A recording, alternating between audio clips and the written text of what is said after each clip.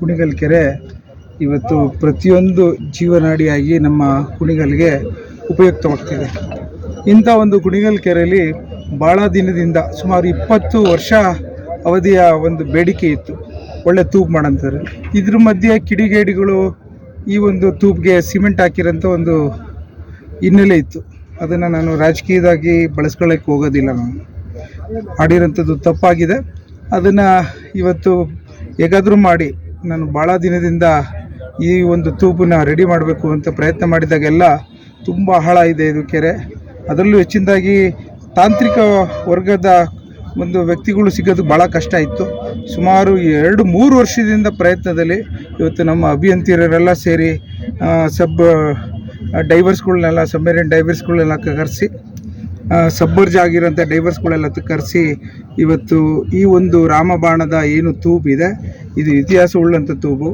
ಭಗವಂತನ ಆಶೀರ್ವಾದದಲ್ಲಿ ಭಾಳ ಅಚ್ಚುಕಟ್ಟಾಗಿ ಈ ತೂಬನ್ನು ಇವತ್ತು ಸರಿಪಡಿಸಿ ಹೊಸದಾಗಿ ಮಾಡಿ ಈ ಗೇಟನ್ನು ಇವತ್ತು ನಾನೇ ಕೈಯಾರೆ ಬಂದು ಉದ್ಘಾಟನೆ ಮಾಡಿ ಈ ತೂಬನ್ನು ತೆಗಿತಾ ಇದ್ದೇವೆ. ಇನ್ನು ಮುಂದಿನ ದಿನಗಳಲ್ಲಿ ಕುಣಿಗಲ್ ಕೆರೆಯಿಂದ ಆಸುಪಾಸು ಕೊತ್ತಗೆರೆ ಆದಿಯಾಗಿ ನೀರನ್ನು ಬಳಸ್ಕೊಳ್ಳಿಕ್ಕೆ ಅವಕಾಶ ಆಗುತ್ತೆ. ಭಾಳಷ್ಟು ಹುಷಾರಾಗಿ ಈ ತೂಬನ್ನು ಕಾಪಾಡೋದು ನಮ್ಮೆಲ್ಲರ ಜವಾಬ್ದಾರಿ. ನಮ್ಮ ಆಸ್ತಿ, ಇದು ರೈತರ ಆಸ್ತಿ. ಹಾಗಾಗಿ ನನಗೆ ಭಾಳ ಸಂತೋಷ ಆಗ್ತಿದೆ.